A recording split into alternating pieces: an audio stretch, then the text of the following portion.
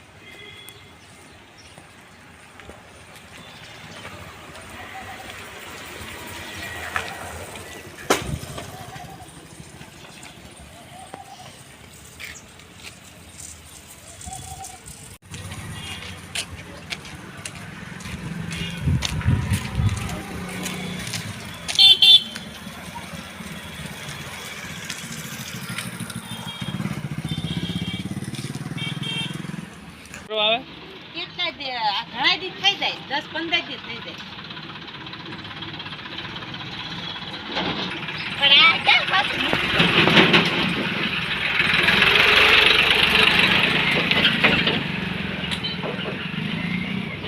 ઓલામાં જાય.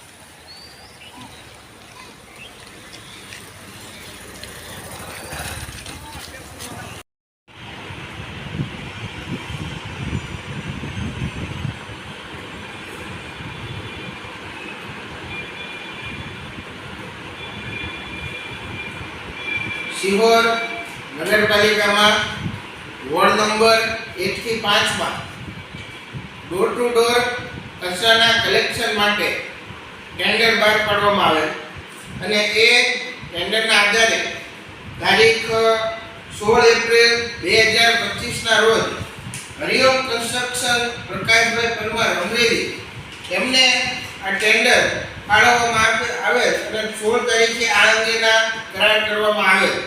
હવે ત્યારબાદ આપણે શિહોરમાં જાણીએ છીએ કે જે પ્રાઇવેટ કંપનીને કામગીરી સોંપવામાં આવી એ પછી લોકોની સુવિધા વધવાને બદલે એમની દુવિધામાં વધારો થયો છે અને જે કચરાની ગાડીઓ છે નિયમિત આવતી ન હોવાના, વ્યવસ્થિત કચરો ન લેતા હોવાની અવારનવાર લોકોની ફરિયાદો આવતી હતી.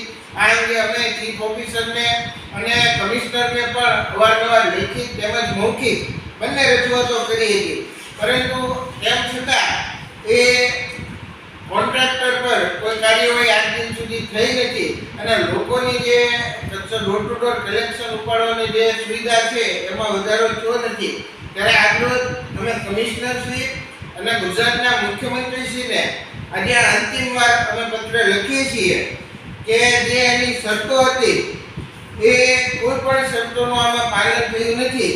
જેમ કે શરત નંબર 8 જે તે વિસ્તારમાં ફરિયાદ મળેથી 24 કલાકની મર્યાદામાં ફરિયાદનો નિકાલ કરવાનો રહેશે. જો એમ કરવામાં કસૂરવાર થશે તો પેનલ્ટી વસૂલવામાં આવશે. ડ્રાઈવર અને ઓછામાં ઓછો એક બેલદાર રાખવાના રહેશે, જે પણ થતું નથી. આ ઉપરાંત વાહનો ચાલુ અને સારી કન્ડિશનમાં હોવા જોઈએ. આરસી બુક, વીમો, ફિટનેસ પરમિટ, આરટીઓ ટેક્સ વગેરેની રસીદો જમા કરાવવાની રહેશે. એ પણ શરતનો પૂરેપૂરો પાલન થતું નથી. આ ઉપરાંત જે ડ્રાઈવર હોય સરકાર માન્ય ડ્રાઇવિંગ લાયસન્સ ધરાવતો હોવો જોઈએ, પરંતુ એ ડ્રાઈવરો પણ લાયસન્સ ન ધરાવતા હોય એવી અમને ફરિયાદો મળી હતી. આ ઉપરાંત એમાં વ્યવસ્થિત જીપીએસ હોતું નથી કે સાઉન્ડના વ્યવસ્થિત સાધનો હોતા નથી. આમ જે શરતો કરવામાં આવી હતી તમામ શરતોનો અહીંયા ખુલ્લેઆમ ભંગ કરવામાં આવી રહ્યો છે. તેમ છતાં પણ આ કોન્ટ્રાક્ટર પર કોઈ કાર્યવાહી થતી નથી. ખબર નહીં કે એને છાવરવામાં કોને રસ છે અથવા તો કોન્ટ્રાક્ટર પાસેથી કોને મલાઈ મળતી હશે કે એને ઉપર કાર્યવાહી કરવાના બદલે એને છાવરવામાં આવી રહ્યો છે. અમારે સ્પષ્ટ માંગણી છે કે તાત્કાલિક અસરથી આ કંપનીનું ટેન્ડર રદ થવું જોઈએ અને કંપની બ્લેકલિસ્ટમાં જવી જોઈએ અને આ અંગેનો અમે અંતિમ પત્ર આજરોજ કમિશનરશ્રી અને મુખ્યમંત્રીને લખ્યો છે. હવે પછી જો એમાં કોઈ કાર્યવાહી કરવામાં નહીં આવે તો હવે આ અંગે વિધિવત શરત ભંગ અંગેનો કોર્ટમાં કેસ દાખલ કરવામાં આવશે અને ત્યારબાદ જે કંઈ પણ કાર્યવાહી થશે એની જવાબદારી જે તે અધિકારીની રહેશે.